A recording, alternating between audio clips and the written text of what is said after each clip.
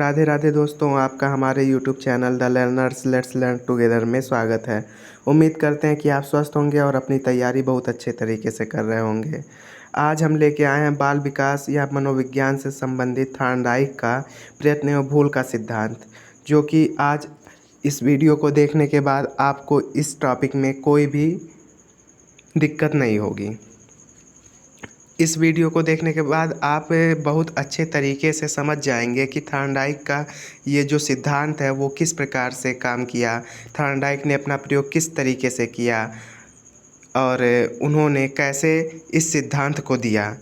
तो बिना समय को नष्ट किए हम वीडियो को शुरू करने से पहले आपसे थोड़ा रिक्वेस्ट करना चाहेंगे कि अभी तक अगर आपने हमारे चैनल को सब्सक्राइब नहीं किया है तो सब्सक्राइब कर लें, बेल आइकन दबा लें, ताकि हमारे द्वारा डाले गए वीडियोज़ आपके नोटिफिकेशंस आपको उपलब्ध हो जाएं तुरंत और आप वीडियो का ज्ञान प्राप्त कर सकें। और अगर वीडियो पसंद आए तो वीडियो को लाइक भी करें और अपने सहपाठियों के साथ शेयर करना मत भूलिए। तो आइए बिना समय को एक भी सेकंड नष्ट किए हम अपना वीडियो शुरू करते हैं और समझते हैं थॉर्नडाइक का प्रयत्न एवं भूल का सिद्धांत। सबसे पहले तो हमें ये जानना ज़रूरी है कि थॉर्नडाइक थे कौन। तो इनका पूरा नाम एडवर्ड एल थॉर्नडाइक था, जो कि एक मनोवैज्ञानिक थे। इन्होंने एक पुस्तक लिखा था एनिमल इंटेलिजेंस करके सन 1898 में। तो जो इन्होंने पुस्तक लिखा एनिमल इंटेलिजेंस 1898 में, इसमें एक इन्होंने संबंधवाद का प्रतिपादन किया। अब संबंधवाद क्या होता है?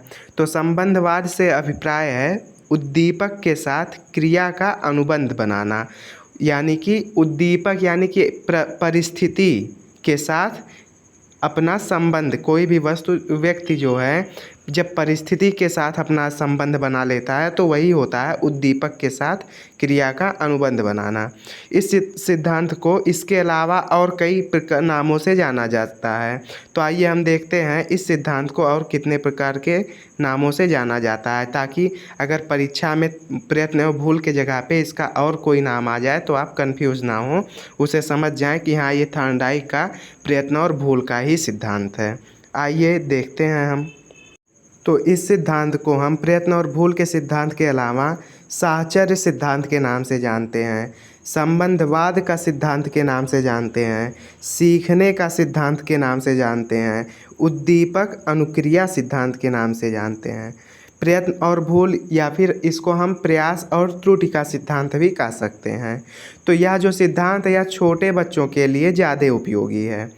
इस सिद्धांत के अनुसार सीखने की प्रक्रिया के दौरान व्यक्ति के सामने एक विशेष स्थिति या उद्दीपक होता है जो उसे विशेष प्रकार की अनुक्रिया करने के लिए प्रेरित करता है। ये जो स्थिति हम कृत्रिम रूप से उत्पन्न करते हैं, वो स्थिति हमें कुछ ना कुछ प्रतिक्रिया करने के लिए प्रेरित करती है, जिससे हम प्रयत्न और भूल का सिद्धांत कहते हैं। आइए हम आगे देखते हैं प्रयत्न और भूल का सिद्धांत कि इसका प्रयोग किस पे किया गया और किस तरीके से थॉर्नडाइक महोदय ने इस प्रयत्न और भूल के सिद्धांत की पूरी विवेचना की और पता लगाया कि हाँ, यह बाल विकास में, बालकों के मानसिक विकास में, सीखने में ज़्यादा उपयोगी है। तो थॉर्नडाइक महोदय ने बताया कि अधिगम की प्रक्रिया में शारीरिक एवं मानसिक क्रियाओं के मध्य संबंध होना आवश्यक है। जब तक शारीरिक और मानसिक क्रियाओं में संबंध नहीं स्थापित होगा, तब तक अगर बालक सोच नहीं सकेगा तो वो क्रिया कैसे करेगा, और क्रिया कैसे किया जाएगा? शरीर के द्वारा किया जाएगा। तो यही इन्होंने बताया कि अधिगम के प्रक्रिया में शारीरिक एवं मानसिक क्रियाओं के मध्य संबंध होना आवश्यक है। थॉर्नडाइक ने सीखने के सिद्धांत के लिए अनेक जानवरों पर परीक्षण किया, लेकिन ये जो थॉर्नडाइक का भूल एवं प्रयत्न एवं भूल का सिद्धांत है, इसके लिए इन्होंने एक भूखी बिल्ली पर का चुनाव किया और उस पर इन्होंने अपना परीक्षण किया। थॉर्नडाइक महोदय ने एक भूखी बिल्ली को एक पिंजरे में बंद कर उसके बाहर मछली के मांस का टुकड़ा रख दिया। जैसा कि आप चित्र में देख सकते हैं कि एक पिंजरा है, उसके अंदर बिल्ली है और बाहर मांस का टुकड़ा रखा हुआ है। अब पिंजरे को इस तरह से बनाया गया था कि उसका दरवाज़ा एक चटकनी दबाने पर खुलता था। देख सकते हैं बिल्ली का एक पैर जो है आगे वाला, वो जिस पे रखा है वो एक चटकनी है, यानी कि आप कुंडी भी समझ सकते हैं। और इसे दबाने पर ये इस तरीके से सेट किया हुआ था कि दरवाज़ा ऑटोमेटिक खुल जाता था। पिंजरे के और यह जो है पिंजरे के अंदर लगा हुआ था। आप कायदे से देख लीजिए, जो पिंजरा बना हुआ है उसके अंदर वो चटकनी है, वो दबाते ही दरवाज़ा खुल जाता था। ऊपर देखिए आप, सब लगा हुआ है उसका उपकरण। अब जिस तरीके से आपको आपके सामने आपका फेवरेट डिश रख दिया जाए तो उसे देख करके आपके मन में व्याकुलता आएगी और आप उसे खाने के इच्छुक होंगे। ठीक उसी प्रकार से जब मछली का टुकड़ा जो है, मांस का टुकड़ा बिल्ली के सामने रखा गया तो वो भी व्याकुल हो गई और प्रतिक्रिया करना आरंभ कर दी, उछल कूद करना आरंभ कर दी। अनेक बार जब उसने प्रयास किया तो नहीं हुआ। फिर अचानक से संयोगवश उसका जो पैर है वो किसी तरीके से जा कर के उस चटकनी पर, यानी कि उस कुंडी पर लग गया और वो कुंडी दब गया। और उसके दबते ही क्या हुआ, दरवाज़ा पिंजरे का खुल गया। और जैसे ही पिंजरे का दरवाज़ा खुला तैसे वो आज़ाद हो गई और जा कर के मछली का टुकड़ा खा लिया। जैसे अगर आपको क्या किया जाए, एक कमरे में बंद कर दिया जाए और आपके सामने आपका फेवरेट डिश रख दिया जाए तो आप भी उसको खाने के लिए एकदम व्याकुल हो जाएंगे और कुछ ना कुछ प्रतिक्रिया करेंगे, कुछ जुगाड़ लगाएंगे कि हाँ उस कमरे से आप कैसे बाहर निकलें ताकि आप अपने फेवरेट डिश को खा सकें। ठीक उसी तरीके से बिल्ली भी व्याकुल हो गई और उछल कूद करने लगी। ठीक, इतना क्लियर। आइए आगे देखते हैं। तो दरवाजे को खुलते ही वो बिल्ली जो थी वो जा कर के मांस का टुकड़ा जो है, मछली के मांस का टुकड़ा, वो खा लेती है।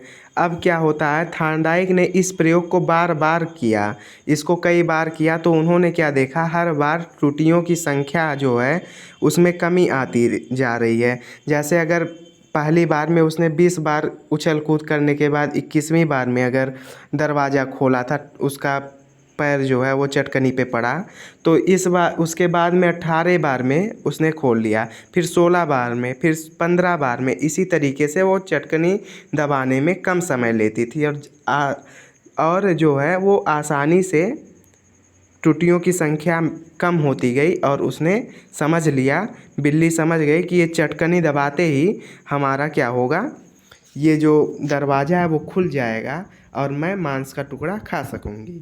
बिल्ली भी अपना होशियार थी, वो समझते गई कि हाँ चटकनी दबते ही दरवाज़ा खुल जा रहा है, तो हम जब इसको दबाएंगे तो ये दरवाज़ा आसानी से खुल जाएगा।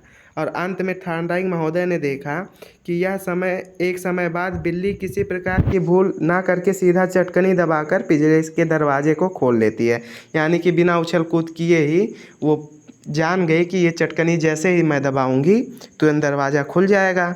और वो क्या करने लगी, बिना उछल कूद किए सीधे चटकनी को दबा करके दरवाज़ा खोल करके और जा करके अपने मछली के मांस के टुकड़े को खाती थी और उसे खाने के बाद संतोष से अपना बैठ जाती थी। तो इस प्रकार इस प्रयोग में उद्दीपक और प्रतिक्रिया में संबंध स्थापित हो जाता है। बार बार प्रयास द्वारा त्रुटि कम होने के कारण इसे प्रयास व त्रुटि का सिद्धांत या प्रयत्न व भूल का सिद्धांत कहा गया है। अब उम्मीद करते हैं हम कि आपको इस 8 मिनट के वीडियो में ये जो थार्नडाइक महोदय का प्रयास एवं त्रुटि का सिद्धांत था, यानी प्रयत्न एवं भूल का सिद्धांत, ये आपका क्लियर हो गया होगा। इसमें इन्होंने बिल्ली का प्रयोग किया था। एक भूखी बिल्ली को पिंजरे में बंद कर दिया था और उस पिंजरे का दरवाज़ा जो था वो एक चटकनी दबाने से खुलता था और वो चटकनी जो है पिंजरे के अंदर था। बिल्ली भूख से व्याकुल थी, बिल्ली के सामने मांस का टुकड़ा रख दिया गया जो कि पिंजरे से बाहर था, तो बिल्ली उसे देख करके व्याकुलता से उछल कूद करने लगी, यानी कि प्रतिक्रिया करने लगी। और प्रतिक्रिया जब करने लगी तो अचानक से उसका पैर जो है वो चटकनी पे गया और चटकनी पे गया तो वह दरवाज़ा खुल गया पिंजरे का। और पिंजरे का दरवाज़ा जब खुल गया तो वो बाहर निकल करके मांस का टुकड़ा खा करके संतोष प्राप्त करती थी।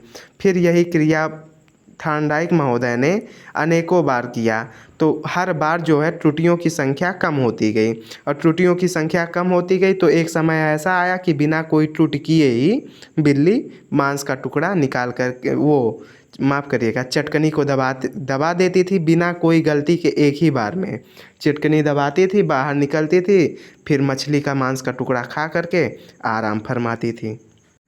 उम्मीद करते हैं कि आपको एकदम क्लियर हो गया होगा, एकदम से आपको अब इस थॉर्नडाइक के प्रयत्न एवं भूल के सिद्धांत में कोई भी प्रकार का दिक्कत नहीं होगा। तो अगर वीडियो आपको पसंद आया हो और आप अगर अभी तक यहाँ तक बने हैं तो वीडियो को लाइक कर दें, अपने सहपाठियों के साथ शेयर कर दें और चैनल को कृपा करके सहयोग करें और सब्सक्राइब करना मत भूलें और अपने दोस्तों से भी बोलें सब्सक्राइब करने के लिए। यहाँ पर हम इसी प्रकार के नॉलेजेबल वीडियोस शेयर करते रहते हैं। शॉर्ट्स भी हम अक्सर सामान्य ज्ञान से संबंधित शॉर्ट्स भी बनाया करते हैं। तो आपको यहाँ पे किसी भी प्रकार की नॉलेज लेनी हो, आप कमेंट करें। अगर मुझे उस बारे में जानकारी नहीं होगी तो मैं कहीं ना कहीं से जानकारी एकत्रित करके आपको जागरूक कर उस टॉपिक के प्रति जागरूक करने का प्रयास करूँगा। उम्मीद करते हैं कि आपकी तैयारी बढ़िया होगी। ये लगभग हर एग्ज़ाम में आता है, चाहे आप बीटीसी कर रहे हों यानी कि डीएलएड या फिर बीएड कर रहे हों, आप यूपी टेट की तैयारी कर रहे हैं, सुपर टेट की तैयारी करते हैं, सीटेट की तैयारी कर रहे हैं या फिर किसी भी अन्य किसी भी अन्य राज्य के अध्यापक के से संबंधित परीक्षा की, प्रतियोगी परीक्षा की तैयारी कर रहे हैं तो उसमें 2 नंबर का ये अवश्य आता है। तो चलिए वीडियो को हम यहीं तक रखते हैं। आप 10 मिनट में पूरा क्लियर हो गया है आपका। मिलते हैं हम अगली वीडियो में, तब तक के लिए धन्यवाद।